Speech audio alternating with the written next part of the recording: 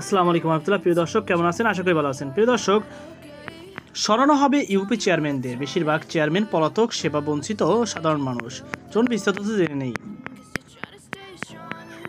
প্রিয় দর্শক, ইউনিয়ন পরিষদ ও চেয়ারম্যান সরিয়ে দেওয়ার প্রক্রিয়া চলছে।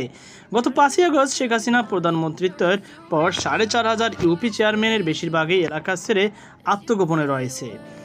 স্থানীয় সরকার সংখ্যা 3 সহস্রাধিক। এই পটভূমি জনগণ সেবা থেকে বঞ্চিত হওয়ায় ইউপি চেয়ারম্যান অপসারণের উদ্যোগ নিয়েছে। শীঘ্রই সারা দেশে ইউপি চেয়ারম্যান অপসারণের জন্য একটি খসড়া প্রস্তাব অনুমোদনের জন্য বৈঠক তোলা হতে পারে। সরকার পতনের পর মাত্র 15 দিনের ব্যবধানে সিটি কর্পোরেশন, মেয়র, জেলা ও উপজেলা চেয়ারম্যান যেখানে ছিল সেখানে প্রশাসক নিয়োগ দেওয়া হয়।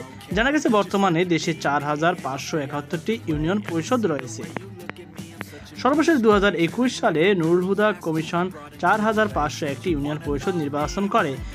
195 ইউনিয়ন পরিষদের গঠন করার পর বৈষম্যবিরোধী ছাত্র আন্দোলনের মুখে গত 24শে জুলাই ওই নির্বাচন স্থগিত করে নির্বাচন কমিশনার।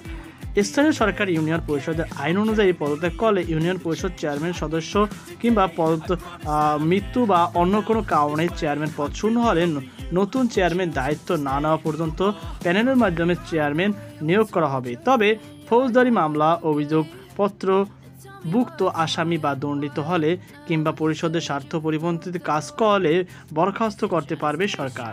এছাড়া দুর্নীতি, অসদাচরণ বা নৈতিক স্থলজনিত কোনো অপরাধ কিংবা অন্য কোনো কাজ করলে ইউনিয়ন পরিষদ আইন অনুযায়ী তাদের অপসারণের সুযোগ রয়েছে।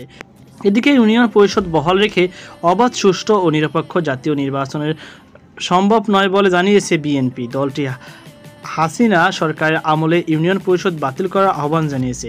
প্রহসনের মাধ্যমে ইউনিয়ন পরিষদ গঠন করে পতিত সরকারের হাতিয়ার হিসাবে ব্যবহার করা হয়েছে। গত 23শে সেপ্টেম্বর রাতে দলের চেয়ারপারসন গুলশান কার্যালয়ে স্থায়ী কমিটির বৈঠকে বিএনপি নেতারা এসব কথা তুলে ধরেন।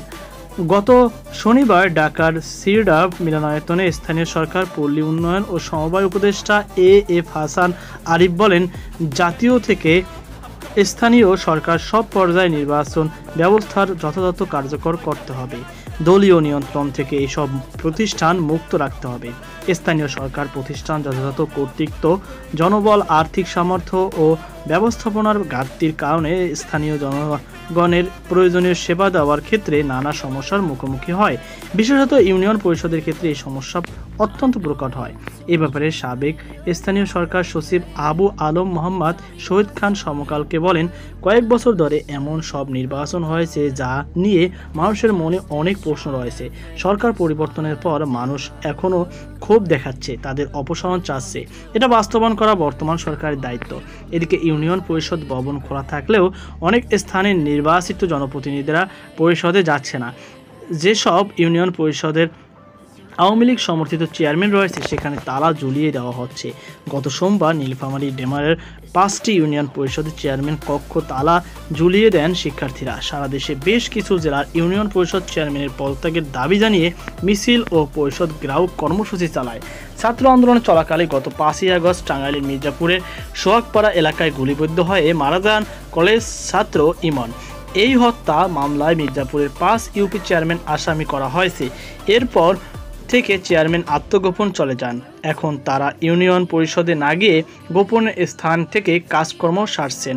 সিরাজগঞ্জের সদর উপজেলায় 8 নম্বর কাউয়াকোলা ইউনিয়ন পরিষদের চেয়ারম্যান পালিয়ে থাকায় ইউনিয়ন পরিষদের স্বাভাবিক কার্যক্রম ব্যাহত হচ্ছে। হবিগঞ্জের শায়েস্তাগঞ্জের নতুন ব্রিজ এলাকায় আন্দোলনের সময় স্থানীয় ছাত্র জনতার উপর হামলার ঘটনা মামলা করেছে। এরপর থেকেই পালিয়ে বেড়াচ্ছেন উপজেলার 6 চেয়ারম্যান। এদিকে কিশোরগঞ্জের বাজিতপুরে 11টি ইউনিয়নের সব চেয়ারম্যান মামলার আসামি হয়ে পালিয়েছেন। সরকার ক্ষমতাচ্যুত হওয়ার পর বাজিতপুর আওয়ামী লীগ নেতা ও চেয়ারম্যানের বিরুদ্ধে মামলা হয়েছে। এ কারণে চেয়ারম্যানরা কেউ পলাতক, কেউ এলেও থাকলেও অফিস করতেছে না, জানিয়েছেন বাজিতপুরের ইউএনও ফারশিদ বিন এনাম। বরিশালের অগৈলজারার 5টি ইউনিয়ন চেয়ারম্যান সবাই পলাতক। সিরাজগঞ্জের শাহজাদপুর 13টি ইউনিয়ন পরিষদের চেয়ারম্যান পালিয়ে আছেন। সুনামগঞ্জের সাতকের কালারুকা ইউপি চেয়ারম্যান আলমকে গ্রেপ্তার করেছে র্যাব। দিনাজপুর গোড়াঘাটে 3 ইউনিয়ন পরিষদের চেয়ারম্যান আত্মগোপনে রয়েছে। মাগুরার মোহাম্মদপুরের বিনোদপুরের ইউপি চেয়ারম্যান শেখদার মিজানুর রহমান নিজ দলের সাধারণ সম্পাদকের করা চাঁদাবাজি মামলার কারণে পালিয়ে বেড়াচ্ছে।